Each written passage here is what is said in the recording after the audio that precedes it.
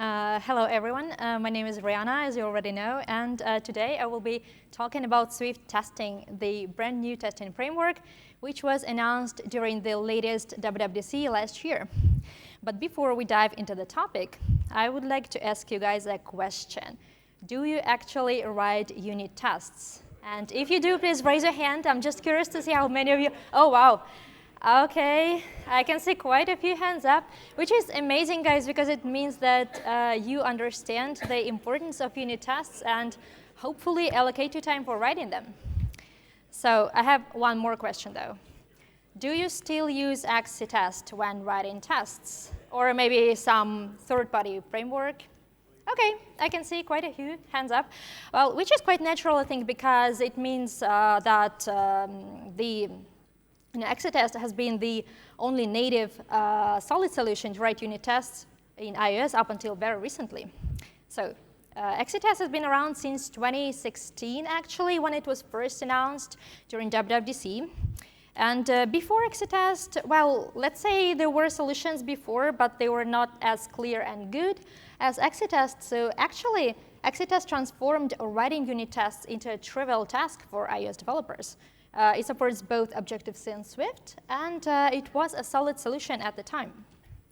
It isn't perfect, though. It has its share of limitations, so some developers made use of third-party libraries. So for example, this is one popular option, which some of you probably know and maybe even tried, which is called Quick and Nimble, and it is a combination of two testing frameworks, which support so-called behavior-driven testing approach, and it is a good alternative to XCTest. For example, my own team switched to using this thing a couple of years ago, and we have been quite happy with it, actually. But now, the game has changed, because guess what? Apple announced a new exciting tool for developers, which is called Swift testing. So, what is Swift testing? Let's find out. So it is a brand new testing package which was created specifically for testing Swift code, which is really cool because now it takes into account various modern features of Swift language, such as Swift concurrency, macros, and all that jazz. And it is developed as an open source. And as you guys know, Apple doesn't really love sharing its code so much, so these being open source, I mean, now everyone has a chance to influence its development and future direction, which is really cool, I think. Also, Swift testing works on all major platforms supported by Swift, including, obviously, Apple platforms, Linux, Microsoft, so your tests can behave more consistently if you ever need to switch between platforms. And as I already mentioned, XCTest has its share of limitations, so this new package actually aims to address those imperfections by introducing new exciting tools for writing, describing, and organizing tests. So let's take a closer look at how it works. What we're going to do, we're going to rewrite a couple of tests written with XCTest using this new Swift testing package, and this way we can also learn some fundamentals of its syntax along the way. So first of all, let's take a look at this legacy test we're going to migrate. I hope you guys can see it from the back, hopefully. But yeah, this is based on a real project my team works on. I just obviously simplified it quite a bit so we can focus on what truly matters here. So let's take a look. What do we have here? We have our system under test, which is called a user list view model.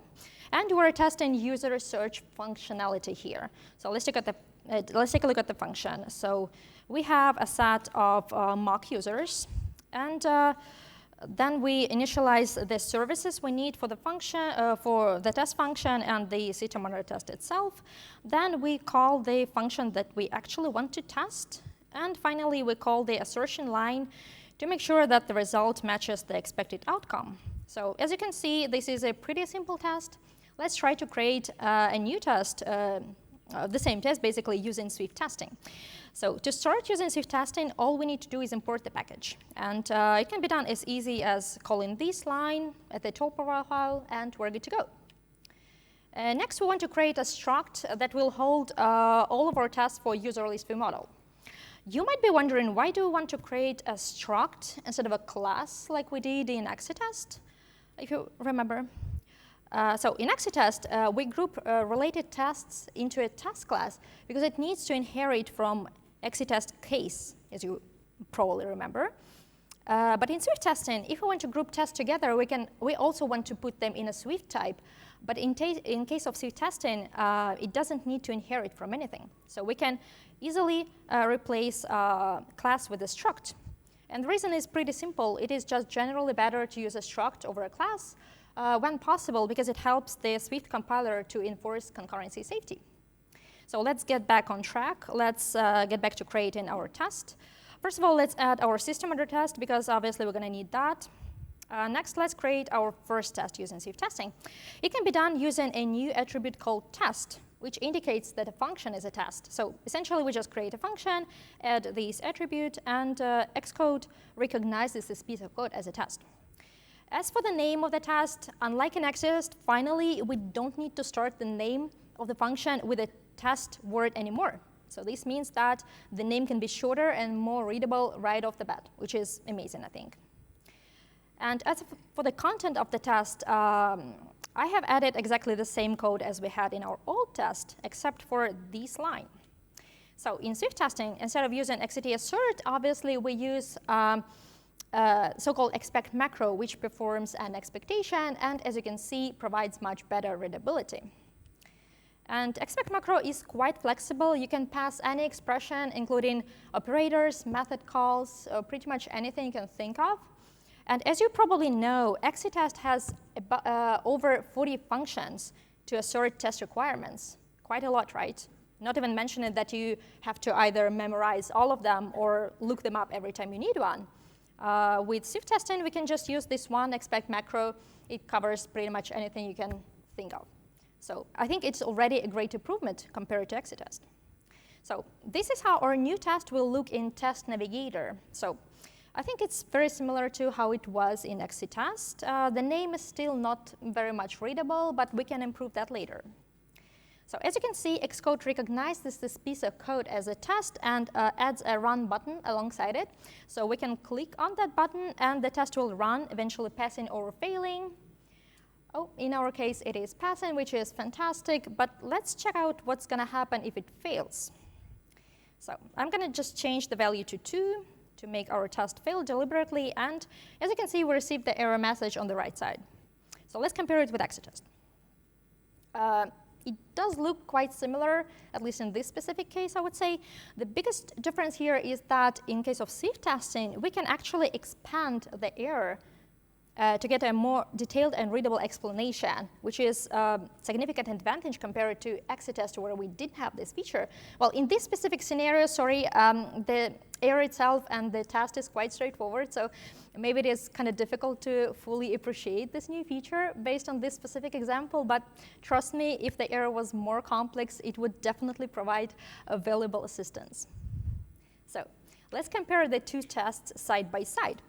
As you can see, migrating a simple test like this is very easy, and it can be done in just a couple of minutes, basically. But I don't know if you agree with me or not. I don't really see much improvement here compared to XCTest. This is not the final version, actually. We can still modify this test even more by using the new features available in Swift testing. So let's try to do that. First of all, let's try to improve the name of our test. So in Swift testing, we can set a custom readable name by passing a string in the test attribute. So now let's check our test, how it looks in Test Navigator. So this is how it looked before. And this is how it looks now with a custom string. I hope you agree with me that now it is so much more readable. And a custom display name like this is an example of a trait, which is a whole new feature of Swift testing. So trait is essentially a way to add extra details about the test. So you can think of it as a label which helps to clarify what the test is actually about.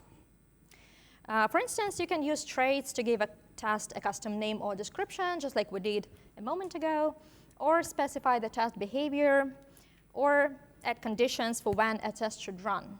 So let's take a look at a couple of examples of traits which are available in Swift testing. So for example, a bug trait allows us to reference an actual issue from a bug tracker. We can include both URL, as you can see, and a descriptive title. And if we compare it with XCTest, where we had to use comments for the same purpose, I hope you agree with me, now it looks just so much better. No need to add redundant comments to our test code anymore. And we can also use so-called disabled traits to prevent a broken test from running while still keeping it in our code base. Again, if we compare it with XCTest, where we had to either comment out the whole thing or even worse, remove it completely from our code, which is like the worst thing you can do. Here we can still keep the test, and it will not bother us until we find a way to fix it. We can also use so-called enabled trait to declare conditions for when a test should run. And for example, if you use feature flags in your project, it can be a really nice use case for this specific trait. And there are other traits available in Swift testing. You can find more of them in Apple documentation. Now let's get back to our tests. We can improve the organization even more. So let's say we have a few tests that cover user search behavior. As you can see, we now have only 2, but we can easily have 5 or even 10, not even mentioning that we can have other tests not related to user search at all, right? So wouldn't it be nice if we could group the user search-related tests together in a nice and smart way? Swift testing provides a way to do that by using so-called Sweet attribute. So Sweet is basically a collection of related test cases grouped together. It allows us to organize our test in a logical way, making it easier to manage them and run them as a unit. So Sweet can have stored instance properties, which allows us to maintain state or share setup information across multiple tests within one suite.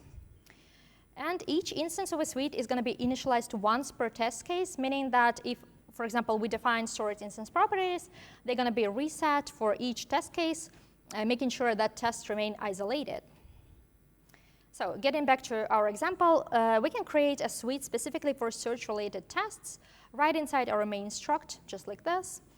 And then we simply move our test inside this new suite. And if we check the tests in Test Navigator now, we can see that they're now nicely grouped together. Really easy to access and manage them.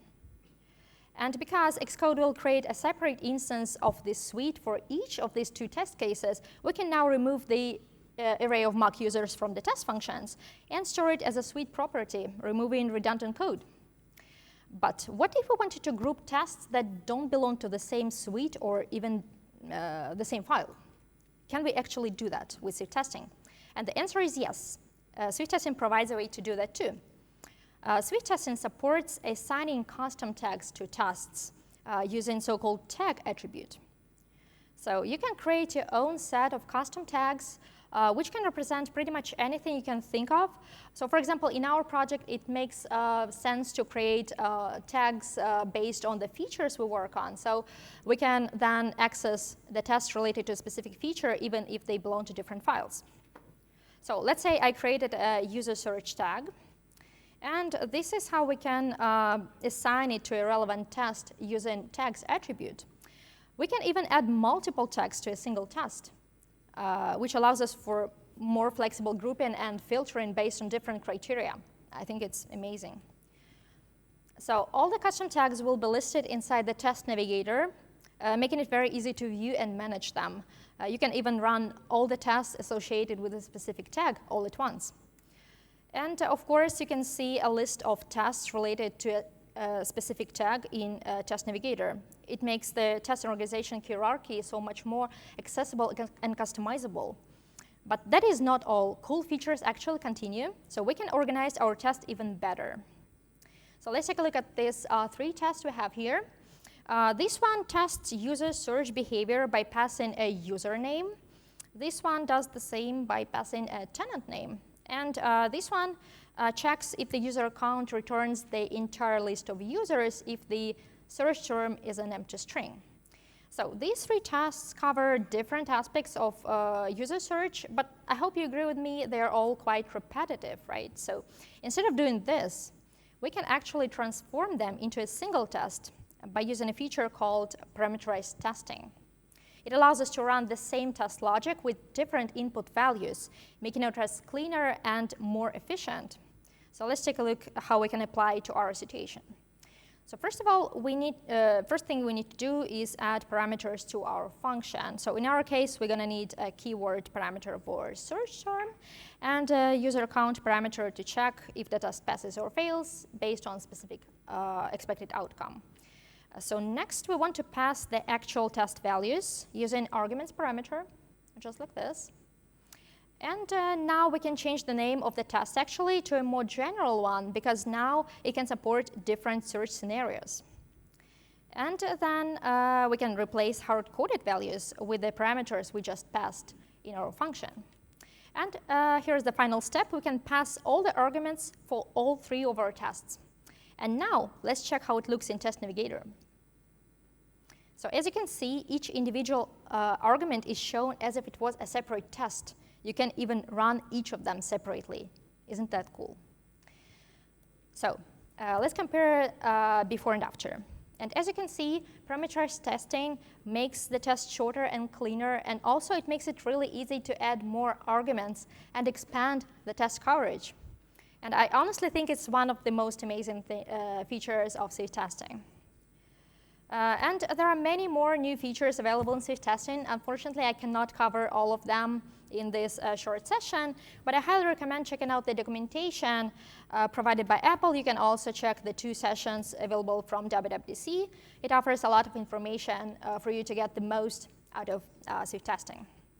Next, I would like to share a little bit about my own experience migrating real project tests from XCTest to Swift testing.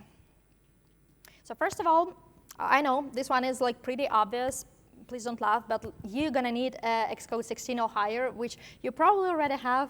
But just in case, if for some reason you cannot update your Xcode version due to some, I don't know, project restrictions or whatever, you will not be able to use Swift testing, as far as I know.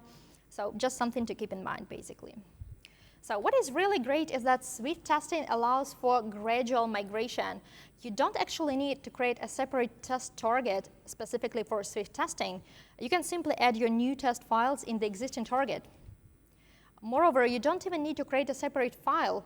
Your new tests can coexist with the old ones in the same file. So it is really easy to transition gradually without breaking your existing test structure.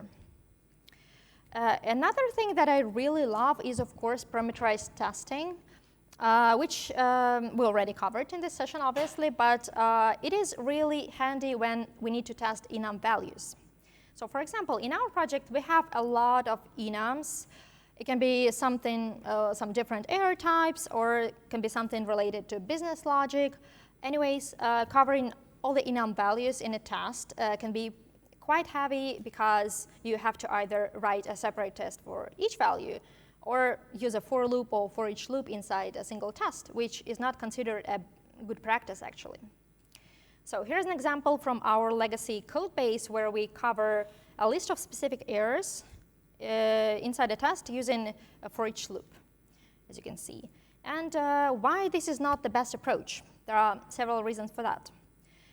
First of all, you cannot monitor each test for each value in the test navigator. So if the test fails, it is not easy to determine which specific value caused the failure. Also, you need to write extra logic inside the test, and it can increase a chance of introducing errors. And even though this logic can be very easy, you're still kind of relying on the accuracy of that logic, which can be risky. So overall, this approach is problematic for different reasons, which is why parameterized testing is such a great feature. Because now, with parameterized testing, we can cover all the scenarios using just one test, passing all the arguments we want to include. And this approach eliminates the need for additional logic, using for loops, or the hassle of writing multiple tests instead of just one, right? So, and of course, if you want to cover all the tests, all the cases in one enum, you don't have to list all of them manually. Of course, you can just use all cases, and you're good to go. And moving on, there is actually one not so positive thing that I noticed about Swift testing. apparently, Swift testing doesn't always offer good and clear solutions for testing asynchronous code. And I was really surprised by that. I'm not sure about you guys. But it does provide good solutions for testing Swift concurrency, but it doesn't have similar options for legacy patterns such as closures. Oh, sorry, I forgot to show this one. But yeah, I hope you got the idea. So let's take a look at this function. It contains a classic version of closure inside of it. Hope I don't need to explain it. Probably everybody understands. And we have the legacy test case that covers the success scenario for this specific function. And as you know, in XCTest, we need to use expectations to make sure that the assertion line is executed at the specific period of time. And this is how XCTest works. I guess no surprises here. And let's take a look at the Swift testing version of the same test case. I think it would be great if the test could look something like this, right? Really clear and short. But unfortunately, it cannot be the final version. Why is that? Well, the reason is that we cannot use expect macro directly this way, because remember, we have to execute it only at the specific moment of time. So we need some sort of a mechanism to wait for the right moment, right? And in XCTest, we use expectations for that, but guess what? Swift testing doesn't provide expectations or anything similar to expectations at least. So what should we do in this scenario? Let's see what Apple documentation tells us to do. So as you can see, it is recommended to use Swift concurrency to test asynchronous code. Well, so Swift concurrency is considered as standard in Swift testing, which is a really good thing because it kind of forces us to use a modern approach when writing code. But what should we do if we're in a situation where we have to test a closure? Apple suggests us to use Swift continuation for that. And I'm pretty sure everyone knows what Swift continuation is. But if somebody forgot, just in case, it is basically a mechanism Swift provides to interface between synchronous and asynchronous code. So how can we apply to our situation here? So what we can do, we can use a function called with checked throwing continuation and place the whole thing, our closure, inside of it. And then we would use continuation resume to extract either the data we're trying to fetch or the error data if the request has failed. And then checking the result will be quite straightforward. We just call the expect macro and pass the condition we need, right? And if we try to run the test now, well, let's see if it is passing. Well, it is passing as expected. But let's see, again, what happens if it fails. So I'm just going to change the success to failure to make our test fail deliberately, as usual. And let's try to run it now. And as you can see, it failed as expected, but and we got the error message on the right side. But guys, I don't know if it's just me or this error message isn't very meaningful. I don't know, what am I supposed to do with this message? I don't know. But yeah, the problem here is that even though we pass the error in the continuation resume, we're not handling it in any way. So we end up with this meaningless error message. There is a way to improve it, actually, and make it more readable and meaningful. So in order to improve that, we want to use a do catch block. And we want to place the whole thing inside the do section. And then we can use a so-called issue record inside the catch section, which is supposed to be a replacement for XCT fail. And now if we try to run the test, we can see at least something meaningful. Well, I don't know how readable is that, but at least it has some meaningful information inside of it. So as you can see, testing closures in Swift testing doesn't look more elegant or straightforward compared to XCTest. After all, I would say rather the opposite. Of course, the ideal solution would be to get rid of legacy closures and replace them with Swift concurrency. But if it's not the #1 priority of your project, probably not, this is the way you can test closures with Swift testing. By the way, if you know any better way to do it, please tell me, because I would be happy to know it, because it's actually the only way I found to address it. By the way, what about combine? Can we test combine publishers using Swift testing in a nice and straightforward way? Let's find out. So here's the legacy test again, using XCTest, which covers testing a combined publisher. Again, similar to closures, we use expectations to test this publisher. And here is how the test could look with Swift testing, ideally. But again, for the same reason, we cannot use expected macro directly this way. So this is actually how it can be done. So as you can see, pretty much the same approach as with closures. So we just use continuation to extract a synchronous result and check it using expect macro. So this is how we can test it. So not most elegant approach again. Honestly saying, I couldn't find any better way to test it in Swift testing. So I was actually quite disappointed in it. But yeah, honestly, the bigger problem for me here is that I don't really want to write all this boilerplate continuation logic for every publisher I want to test, right? So how can we address it? Well, pretty simple, I would say. We can actually create a wrapper to avoid this boilerplate code every time we need to test a publisher. So it is an example of how it can be implemented. I'm not saying it is the only way, or of course there are other variations depending on your coding style or like coding preferences. This is just something that I created for the purpose of this presentation. So this is how we actually can use it inside of our test. So this is the old version of the test, and this is how we can modify it. Right, so just call the function we just created in our wrapper, store it as a result, and then use it inside expect macro to perform the assertion. And I think it definitely improves the readability of our test at least a little bit. So as you can see, combined publishers can be tested with Swift testing, even though the approach is very similar to testing closures, not so beautiful or elegant. Well, at least we can make it look a little bit better by using wrappers, but we can actually do it in Xcode as well. So it seems like Swift testing doesn't really have anything better to test publishers at the moment. Maybe they will have something better in future, who knows. And moving on, there is one last observation I want to share about Swift testing, and it is that Swift testing doesn't seem to provide any tools for testing UI-related code. So as of today, Swift testing focuses mainly on unit testing and functional testing, and it doesn't directly focus on testing UI components in the same way that XCTest does.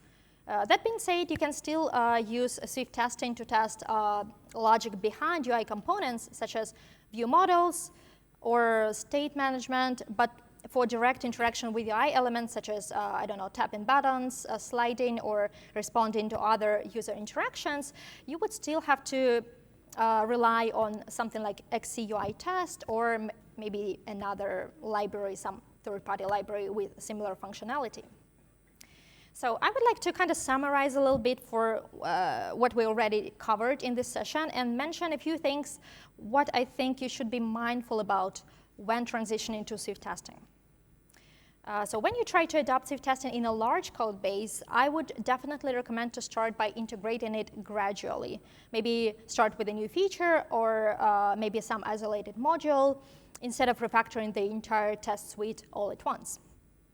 Also, probably pretty obvious, but just make sure that everyone on your team is familiar with the syntax and the features of Swift testing to kind of minimize friction during migration.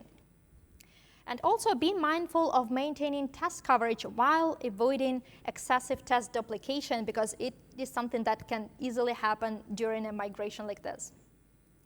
And also, I would definitely recommend to focus on leveraging Swift testing for its strength in unit and functional testing while relying on other tools for UI and integration testing. And finally, just keep an eye on performance and CI integration to ensure smooth scaling while your test suite grows. So final thoughts on Swift testing. Migration to Swift testing can be both very easy and smooth and a little bit complicated and not so elegant depending on the existing code you have. However, I think it is definitely worth exploring because as I have shown you today, Swift testing has a lot of great features that XCTesting doesn't have. And it is only going to improve from here because it is a new library, right? So if you get a chance, I encourage you to check it out for sure. So thank you so much for your time, and I hope now you feel more inspired to explore Swift testing more.